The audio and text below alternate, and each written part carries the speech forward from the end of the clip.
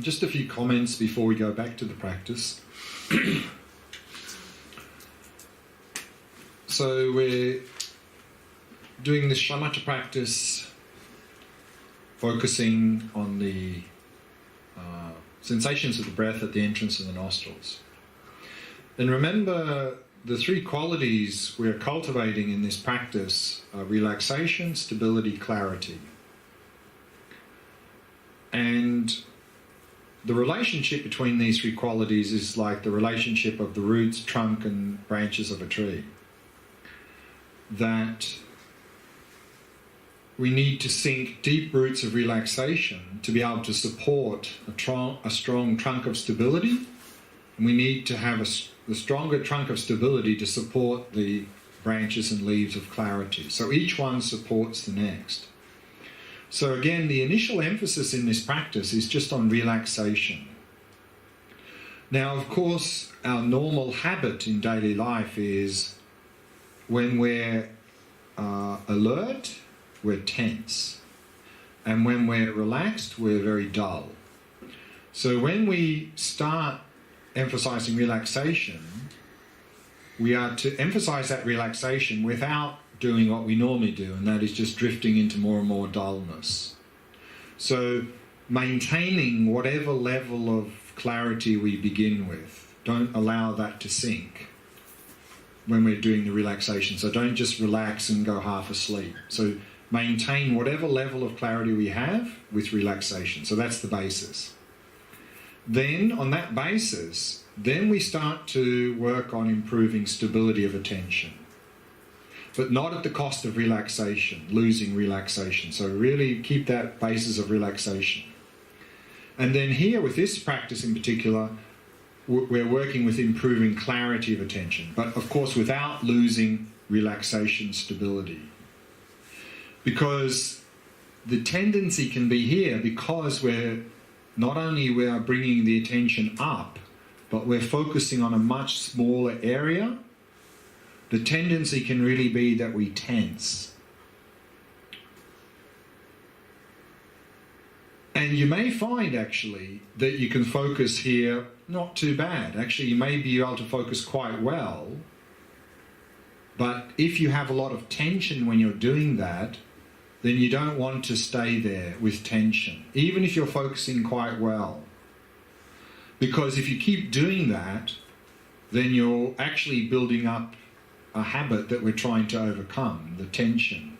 And if you do that in a sort of a longer, in a retreat setting where you're doing many hours every day and you keep meditating with a lot of tension there, you're going to get very agitated, and of course it's going to be quite exhausting, and you're going to develop a habit that's going to be harder to change.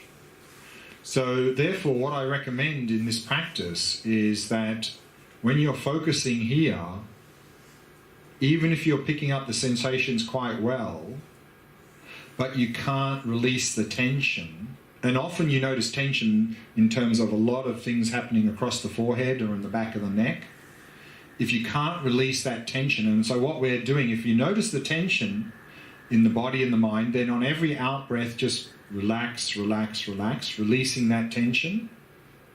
If you still can't release that tension, even if you're focusing quite well here, don't stay there. Move out of there, back down to either the abdomen, or if you prefer, the full body or the rhythm of the breath. So bring the attention down and just, again, work with relaxation. So then work with relaxation until you find you're again quite relaxed in the body and the mind, and then you can move back here. So don't stay here with a lot of tension, even if you're focusing quite well, because we're going to develop bad habits. So we need to release that, and if we can't, go back into the abdomen or the full body or the rhythm. Okay? So let's do that practice again.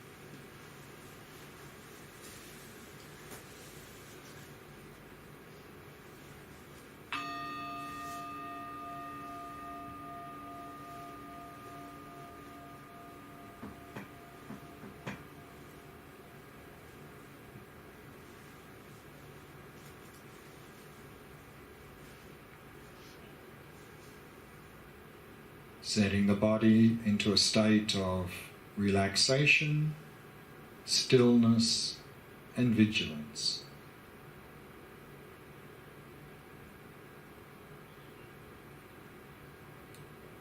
And using the out-breath to relax and release any tightness or tension in any part of the body.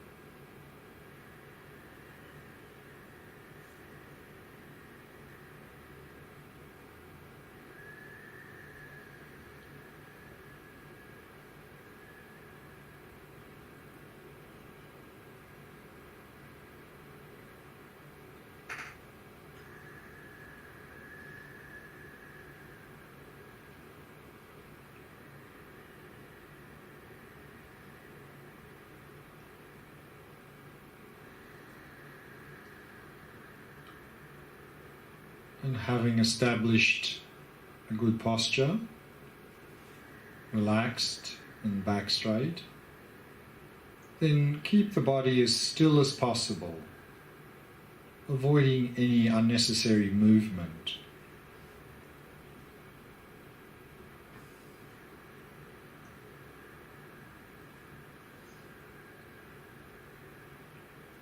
And allowing the breathing to settle into its natural rhythm.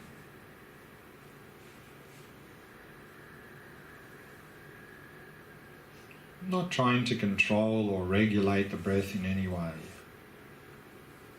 Simply allowing it to flow naturally and effortlessly.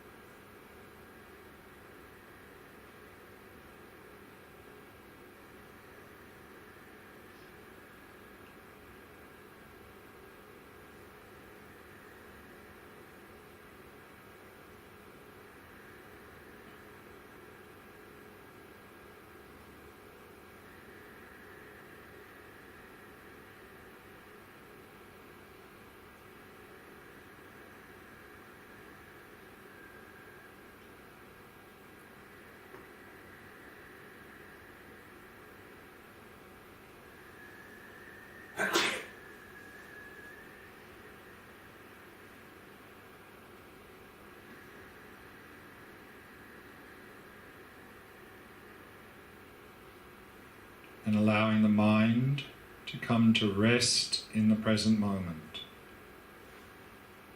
And simply becoming aware of the rhythm of the breath.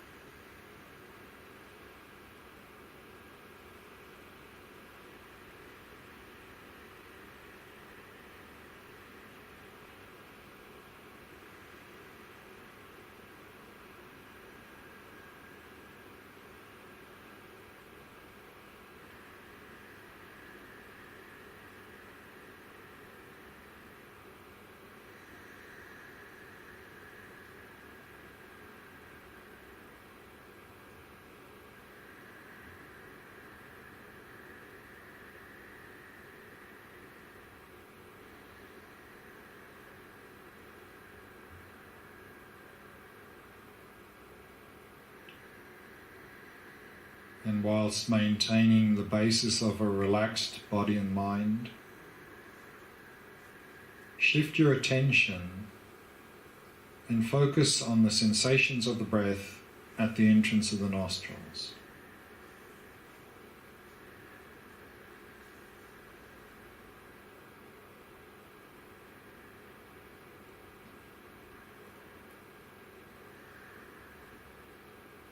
And sustain this with mindfulness.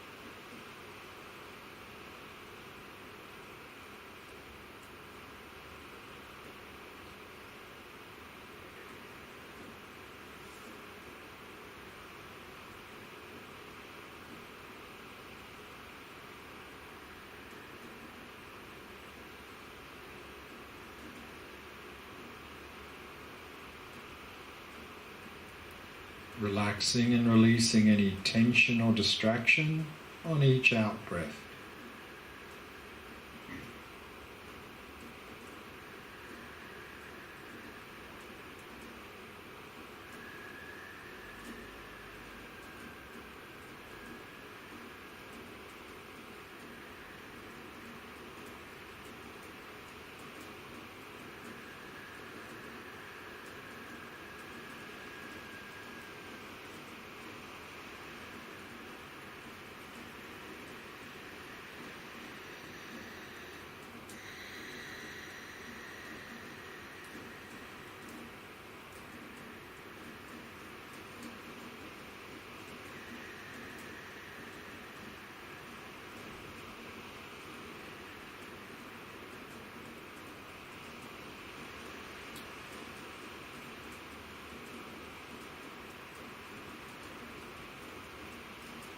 And again, if you're finding that you're constantly distracted, and if you find it helpful, you might like to experiment with counting or noting the breath to help stabilize your attention.